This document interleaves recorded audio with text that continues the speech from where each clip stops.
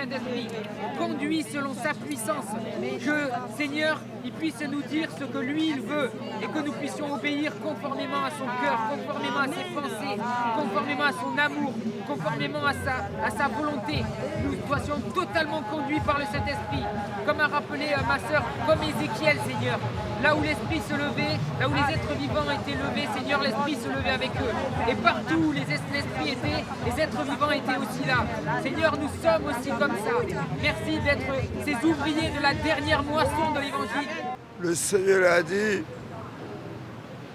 qu'on doit aimer son prochain.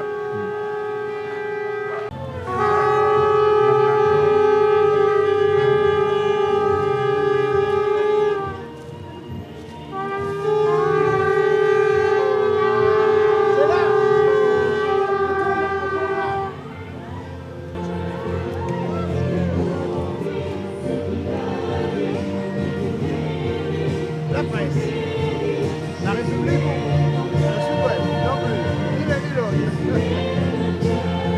Lequel? Indépendant. Ah, ça prend plus loin. Il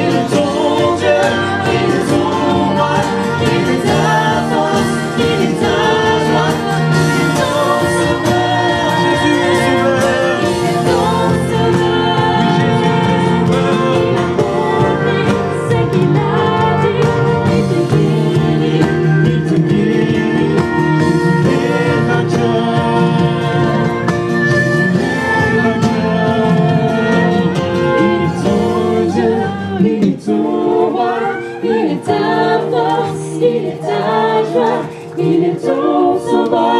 Jésus est sauveur.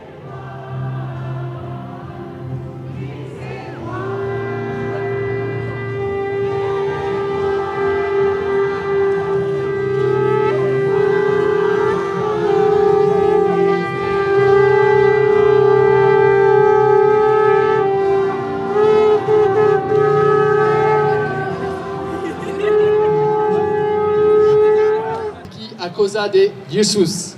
Bonjour, c'est quelques mots en occitan, vous le dire, je m'appelle Moïse, je suis ici à cause de Jésus. Nous sommes ici dans l'espace public et c'est vraiment une grâce et une joie de pouvoir parler de Jésus, notre roi, notre Seigneur, ici en toute liberté. Et on est vraiment très reconnaissant à tous les policiers et la municipalité qui nous permet cela. La Bible expose le paradoxe des villes. Nous sommes dans une ville et les villes sont les lieux où l'humanité se rassemble. Ils se rassemblent pour pouvoir accomplir des projets ensemble. Et il y a quelque chose d'extraordinaire, c'est que lorsque les hommes se rassemblent, on est capable de faire tout et n'importe quoi. Vous voyez les smartphones, on peut savoir où sont les GPS, où sont les navires, où sont les avions. Il y a une capacité incroyable. C'est tellement vrai que dans la Bible, la première ville, une des premières villes qui s'appelle Babel, Dieu est descendu, il a vu que l'homme était rassemblé, qu'ils avaient une même langue, un seul peuple, et que rien ne leur était impossible. Voilà ce que dit le texte biblique. Et pourtant, cette réalité que beaucoup de politiciens, d'hommes d'affaires, de généraux ont compris, que lorsqu'on est unis sous une même langue, une même culture, un même pays, rien n'est impossible, est aussi une grande malédiction. En effet, les grands empires du XXe siècle ont montré que lorsqu'on unit sous un même régime, on peut accomplir de terribles choses. Les génocides en Turquie, les génocides des Juifs, des Tziganes, en dessus des Tutsis, tout le XXe siècle ont montré la capacité incroyable de l'homme d'accomplir le meilleur, mais aussi le pire. Alors, pour que l'homme apprenne à s'unir, pour faire le bien et non le mal, Dieu, dans sa sagesse, à l'époque de Babel, a décidé de créer les langues. C'est pour ça que j'ai voulu commencer ce passage en occitan, en basque aussi, parce que Dieu a créé ces langues pour obliger les hommes à vivre ensemble, à devoir s'écouter, s'interpeller, se comprendre. Nous ne croyons pas que l'unité vienne d'une seule langue, d'une seule culture, d'un seul projet. Nous croyons que l'unité de la vie, elle se trouve lorsqu'on se soumet à un seul roi. Ça va, les cloches ont été généreuses. Un seul roi, Jésus-Christ. Il est la seule figure de l'humanité qui a influencé toutes les religions. Si vous allez dans l'hindouisme, Jésus est un personnage particulier. Dans l'islam aussi, il est unique. Il est parlé dans le Coran que Jésus est la parole de Dieu. Jésus a interpellé toute l'humanité Et nous, chrétiens, nous croyons qu'il est ressuscité d'entre les morts, qu'il est vivant aujourd'hui. Et c'est pour ça que nous faisons cette marche. Nous proclamons aussi, comme nous venons de le chanter, qu'il est Seigneur et Sauveur. Et nous savons que nous sommes unis en lui. Nous l'expérimentons au quotidien. Si vous regardez les personnes qui forment cette marche, vous verrez qu'il y a des Bernais, des Basques, des Français, des gens de couleur, peut-être des Arabes, des Indonésiens, de tout pays. Nous sommes unis par le nom de Jésus. Nous savons tous garder nos cultures. Nous avons des langues différentes. Nous avons des façons de prier, des façons de vivre qui sont très différentes les uns des autres. Mais nous sommes unis parce que nous avons un seul roi, Jésus-Christ.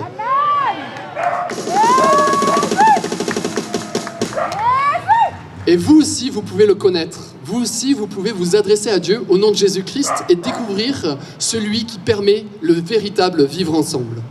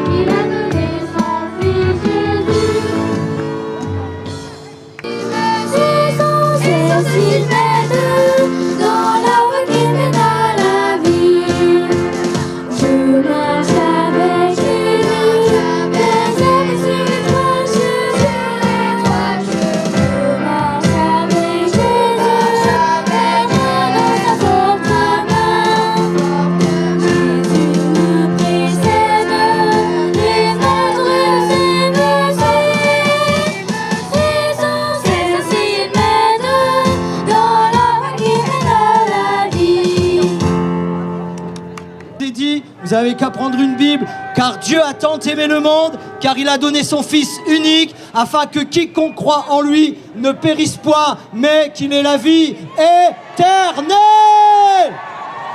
Mais quand j'ai connu l'amour de Dieu, quand j'ai connu l'amour de Dieu, alléluia, ça a changé ma vie, ça a changé ma vie.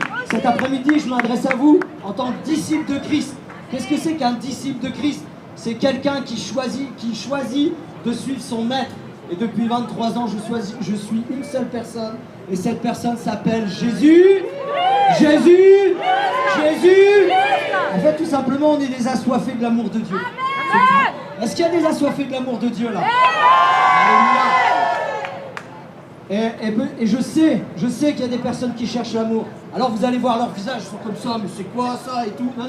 Non, je sais qu'au fond de vous, mes amis, qui que nous soyons, que ce soit ici, chez les disciples, que ce soit n'importe qui, que ce soit ceux qui nous entourent, que ce soit ceux qui sont dans les magasins ou qui se promènent cet après-midi, on cherche tous un véritable amour, parce que nous manquons tous de quelque chose.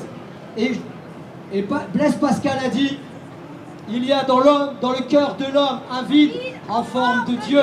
Alors tout simplement cet après-midi, je t'invite à faire cette grande expérience qui est toute simple. Dieu, si tu existes, viens faire la différence dans ma vie. Est-ce qu'il y a des hommes et des femmes que Dieu a fait la différence dans votre vie ici? Alléluia. Alors, je ne sais pas si j'ai le droit, mais je le prends quand même. Je vais prier. Est-ce que vous croyez à la prière? Est-ce qu'on a le droit? Allez, je prends le droit. Est-ce que j'ai le droit de prier? Seigneur, je veux prier pour cette ville. Je veux te prier. Priez avec moi, me regardez pas. Je suis pas beau. Seigneur, on veut prier pour cette ville. On veut prier pour les autorités de cette ville. On veut prier pour la police de cette ville. On veut prier pour les jeunes de cette ville. On veut prier pour ceux qui n'ont pas véritablement l'amour que tu veux donner. Seigneur, je veux prier pour celui qui se sent coupable. Je veux prier, Seigneur, pour celui qui a besoin de toi. Je veux prier avec mes amis, Seigneur, pour cette ville, afin qu'elle soit bénie de toi. Nous réclamons une bénédiction particulière. Et c'est dans le nom de Jésus que nous prions. Et criez à haut et un grand Amen. Alléluia. Dieu est vivant. Dieu est vivant. Dieu est vivant. Dieu est vivant. Dieu est vivant. Dieu est vivant. Dieu est vivant. Dieu est vivant. Est-ce qu'on peut lui proclamer cet après-midi que Christ est vivant et change des vies?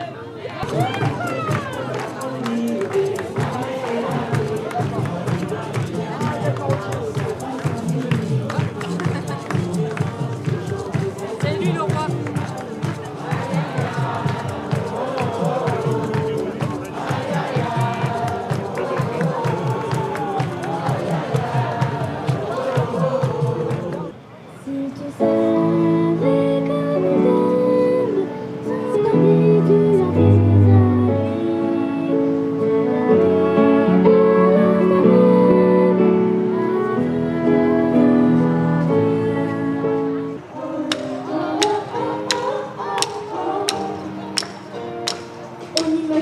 Dieu au-dessus des nuages, dans une tour d'ivoire, voilà qui vient manger avec ses cons. Des vies du regard, s'est fait homme, sans privilège, immunité, venu partager notre quotidien, notre humanité.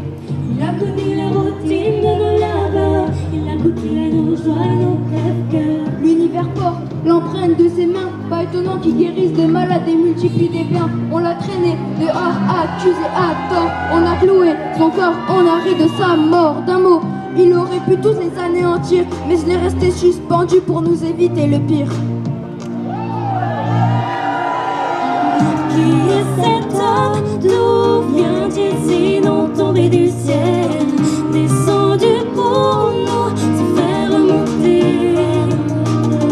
Entre l'humain et le divin, il est la passerelle, venu restaurer l'harmonie brisée. On a utilisé son nom pour faire de gros dégâts, de faux combats. Il y a eu depuis le début des chauds débats, en haut débit, des hauts débats. Mais en revenant à la source de ce qu'il a été, en lisant ceux qui ont vécu à ses côtés, chacun bien sûr peut penser ce qu'il veut. Moi je crois qu'il est le sauveur, à la fois homme, à la fois Dieu. Je crois qu'il est le seul chemin qui conduit au seul être divin. Que nos fautes sont empoisonnantes, il croit sur le venin. Et si les hommes veulent éteindre sa voix, au cœur de notre histoire reste le plan de cette croix. Ce Dieu ouvre, qui est cet homme? D'où vient-il sinon tombé du ciel, descendu pour nous se faire remonter? Entre l'humain et le divin, il est la passerelle, venu restaurer l'harmonie brisée.